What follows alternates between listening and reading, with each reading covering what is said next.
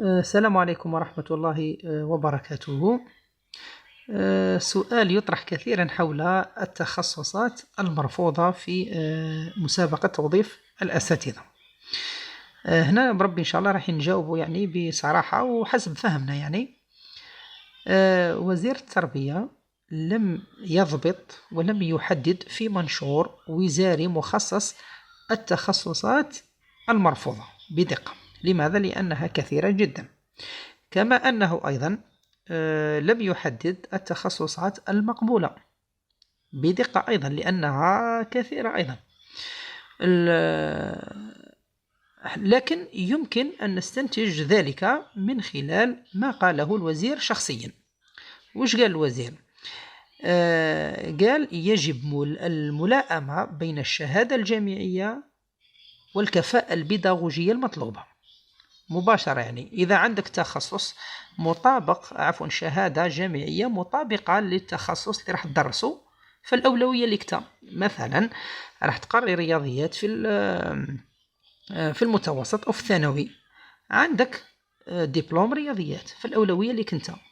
في حالة واحدة أنه إذا ما لقاوش يعني الشهادة مطابقة للتخصص، وش معناتها شهادة ملائمة؟ يلجأ إلى شهادة أخرى أقرب منها، مثلا تقنية أو أحد الهندسات إلى غير ذلك يعني.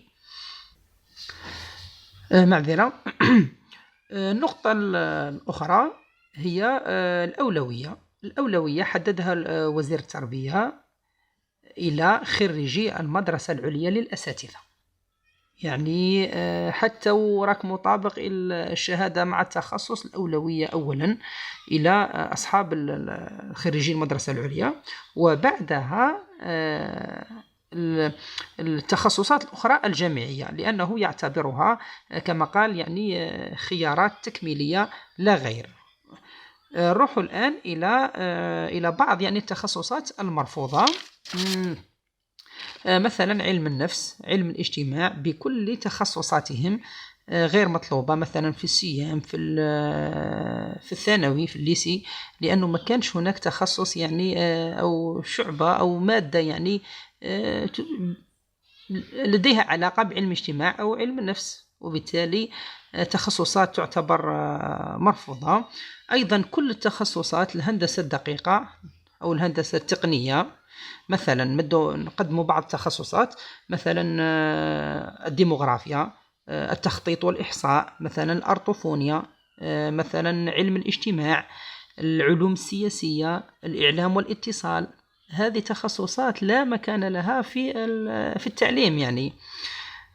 أيضا التخصصات العلوم التكنولوجية يعني 99% بكل شعبها، مثلا شعبة اتصالات سلكية ولا سلكية، شعبة الآلية أيضا بكل تخصصاتها، شعبة المحروقات، شعبة الكهروميكانيك، شعبة الري، أيضا شعبة النظافة وأمن صناعي، شعبة البتروكيميائية، شعبة هندسة البيئة، شعبة الطيران أو هندسة الطيران، أيضا شعبة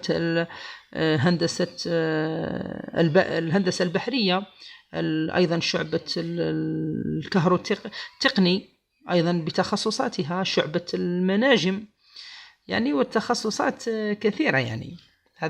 هذه يعني من بين التخصصات اللي ربما غير موجودة فقط في الابتدائي علم النفس وعلم الاجتماع أراهم مكلاسيين كما تشوفوا لين هنايا، مكلاسيين رقم 5 ورقم 6، يعني ما عندهمش الأولوية أصلا. الأولوية للغة والأدب العربي. إذا ما كانش الأساتذة التخصص ينتقلوا مباشرة إلى الفلسفة راهي عندها الأولوية رقم 2. إذا ما كانش الفلسفة، لأنه أغلب الأساتذة الفلسفة يدرسون نعم في الثانوي، حتى السيام ما كانش يعني في المتوسط. إذا ما كانش الفلسفة مباشرة العلوم الإسلامية، إذا ما كانش ينتقلوا يعني هكذا يعني بالترتيب وصولا إلى كلاسمو 5 أو 6 علم الاجتماع وعلم النفس. هذا يعني اضطرارا فقط. هذه بالنسبة للتخصصات. أيضا بالنسبة للملف قد يرفض الملف إذ كان مثلا صاحب الملف لم يصرح بالوظيفة التي يشتغلها. كاين بزاف اللي راهم مشاركين في هذه المسابقة وهم يشتغلون يعني عند الدولة مناصب هنا وهناك، وما جابوش يعني تصريحات وما ديكلاراوش يعني، وسجلوا وتم قبولهم يعني في المنصة، لكن بعد المراجعة من قبل الوظيف العمومي هنايا سوف تلغى ملفاتهم حتى وإن كانوا من الناجحين. أيضا نقطة أخرى ربما قد يرفض لأجلها الملف هي الإقامة. الإقامة راهي تمنح فقط إلا لنفس الولاية.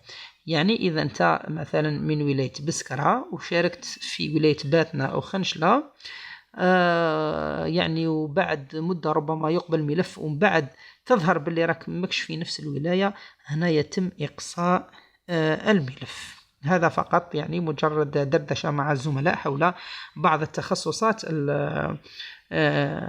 المرفوضة. يعني ما حاولتش يعني نبحث عن تخصصات أخرى، ولكن فقط يعني اللي ذكرتها. وربما يعني إذا عندكم تخصصات أخرى حاولوا قدموها لنا فقط كإضافة يعني خيرية للزملاء في التعليقات. وبارك الله فيكم.